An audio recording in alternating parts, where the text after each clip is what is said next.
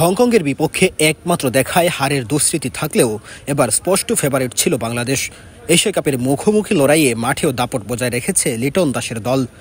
Group পর্বে নিজেদের প্রথম ম্যাচে 7 উইকেটের বড় ব্যবধানে জয় পেয়েছে টাইগাররা।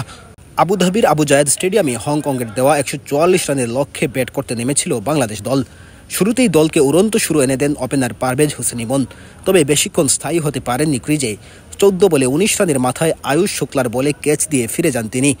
এরপর তানজিদ তামিমকে নিয়ে ইনিংস মেরামতের কাজ শুরু করেন লিটন, তবে দলীয় 47 রানের মাথায় ফিরে যান তামিমও। 18 বলে 14 রান করেন তিনি।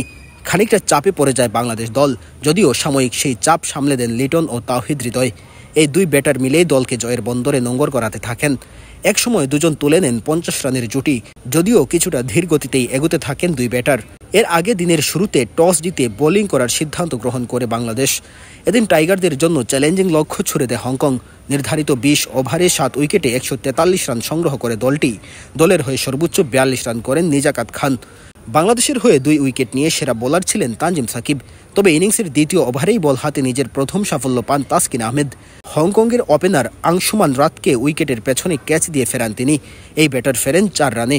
শুরুতেই ধাক্কা খাওয়ার পর কিছুটা সাবধানে এগোতে থাকে হংকং, তবে এই জুটিকেও বেশিক্ষণ টিকতে দেননি তানজিম সাকিব। এই ম্যাচে তানজিম ও রিশাদ ছাড়া জোড়া উইকেটের দেখা পেয়েছেন তাসকিনও। নিজের শেষ ওভারে আইজাজ খানকে ফেরান এই পেসার।